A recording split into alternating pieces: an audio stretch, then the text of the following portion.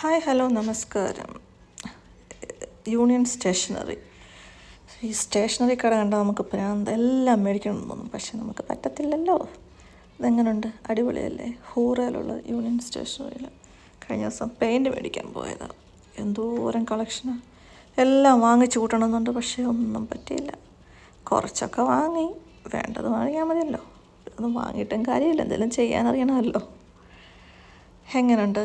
എന്തൊക്കെ മേടിച്ചെന്നിനി നമുക്ക് നോക്കാം. ഉണ്ടോ? കവർ ചെയ്യുന്നിടത്ത് ആദ്യമായിട്ടാണ് ഇങ്ങനെ ഒരു വീഡിയോ ചെയ്യുന്നത്, അതുകൊണ്ട് ശരിയാകുമെന്നറിയത്തില്ല.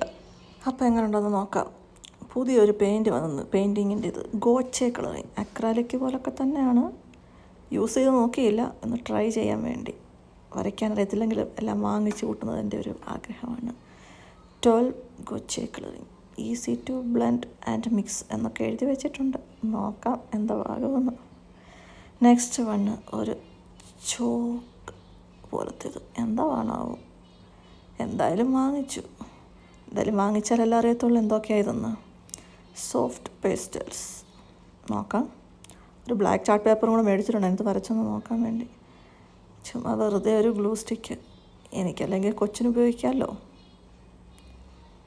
പിന്നെന്താണ്, ഇത് ഞാൻ ശരിക്കും ഒരു മാസ്കിംഗ് ടേപ്പ് മേടിക്കാൻ വേണ്ടി പോയതാണ്.